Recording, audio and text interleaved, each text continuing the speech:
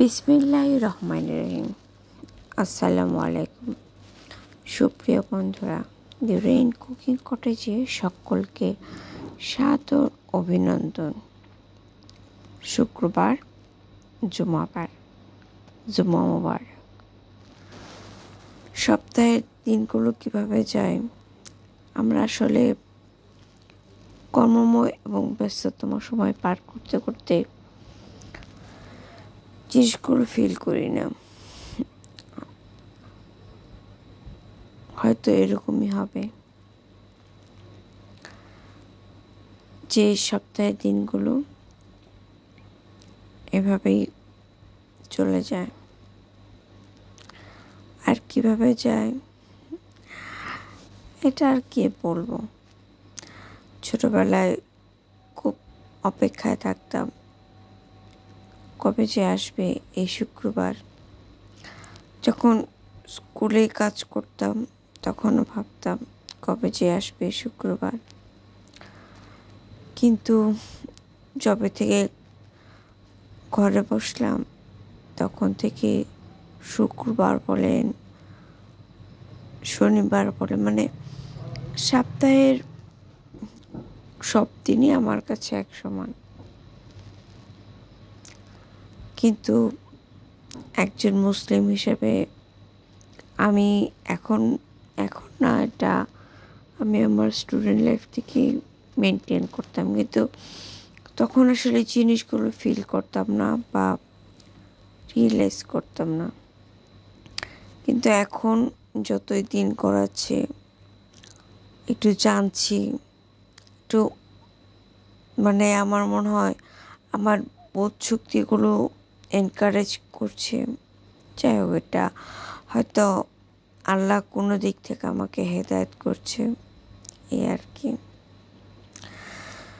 তো আপনাদের শুক্রবারগুলো কীরকম যাচ্ছে অবশ্যই আমাকে বলবেন। আর হ্যাঁ, শুক্রবারটা কে কীভাবে সেলিব্রেট করছেন সেটাও বলবেন।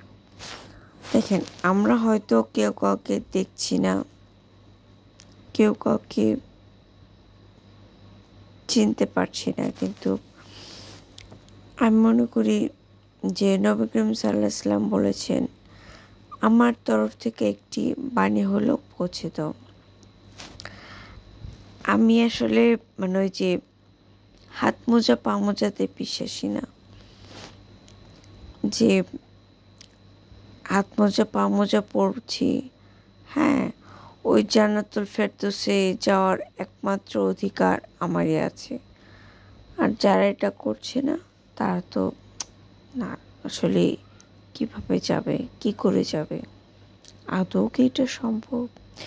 দেখেন, কার কতটুকু সম্ভাবনা, কার কতটুকু যোগ্যতা এটা আমি বলতে পারবো না, কিন্তু আমরা যদি আমাদের নিজেদের বাস্তবতাকে চিন্তা করি তাহলে তো দেখতে পাই যে এ প্লাসকেই দুই রকম ভাগে ভাগ করা হয়, golden A plus, plus A, A minus, B, C, D. ঠিক আছে, এগুলো হচ্ছে পাস মার্ক। তো সবাই কি গোল্ডেন এ প্লাস পায়? সবাই কি প্লাস পায়? আর কেউ কেউ দেখেন এ পেয়েও ভালো একটা জায়গায় চান্স পেয়ে যায়। তার মানে কি দাঁড়ায়? আচ্ছা, আল্লাহকে আপনাদের কি মনে হয়? মানে এই যে মানে এক শ্রেণীর কঠোর ধার্মিক, তারা কি বোঝায়? যে যারা কঠোরভাবে ইসলাম মেনটেন করবে, কেবলমাত্র শুধুমাত্র তারাই বেহেশতি, আর বাকি সব জাহান্নামে। দেখেন, আল্লাহ তাআলার 99 নামকে ফিল করবেন, ঠিক আছে? ওনার একটা নাম কিন্তু ইয়া লতিফ,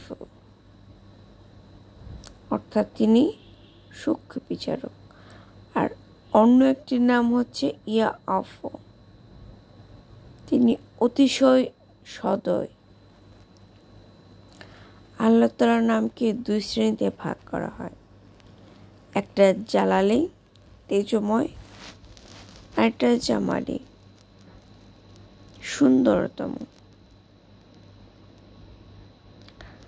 সে যাকে আজকে আমি আপনাদের সাথে আমি যাদের বাসা গিয়ে এই ভিডিওগুলো আপলোড করি ওই ভাবির গল্প বলবো। উনি আমার এক স্টুডেন্টের মা, এক না 2 স্টুডেন্টের মা, ঠিক আছে। এবং ওনার হাজব্যান্ড কিন্তু একজন ইমাম। আমি যদি ভাবিকে মাঝে মাঝে এটা সেটা জিজ্ঞাসা করি, উনি সেই বিষয়গুলো থেকে একটু আননোন, অজানা। কিন্তু উনি কি করে জানেন? আজকে ওনার ইবাদতের লিস্ট দেব। উনি যে কথায় কথায় মাসালা জারি করা মানুষ না। উনি কি করে সেগুলোই বলছি। এক, উনি 5 ওয়াক্ত নামাজ পড়ে, পর্দা করে, তাহাজ্জুদের নামাজ পড়ে। আর এই যে শুক্রবার ফজর ওয়াক্তে সূরা কাহফ পড়ে ফেলে এবং ওনার সূরা কাহফ পড়তে 25 মিনিট সময় লাগে। বুঝতে পেরেছেন? দুরূদ পড়ে, ইস্তিগফার পড়ে। এর থেকে বেশি তোড়জোড় আমল আমি ওনাকে কখনো করতে দেখি না, বা উনি এতটা সিরিয়াসভাবেও কিছু নেয় না। আমি বলি এটাই ঠিক, কারণ উনি যা জানে, যতটুকু জানে 100। এখন আমি ওনার কথা কেন বললাম জানেন? আমরা একজনের দোষ ত্রুটি খুঁজে বেড়াই, পাশের জনের দোষগুলো যদি বলতে না পারি, যে বলতে পারবে না তাকে আমরা নির্বোধ, বুদ্ধিহীন, আনস্মার্ট বলে দাবি করি না। এটা না করে পাশের জনের ভালো কাজটাকে আমরা তুলে ধরি, চেষ্টা করি। তাই আজকে ভাবির আমলগুলো আমি তুলে ধরলাম। যারা আমার ভিডিওটি দেখছে তারা অবশ্যই এটাকে অ্যাপ্রিশিয়েট করবে। ধন্যবাদ সবাইকে।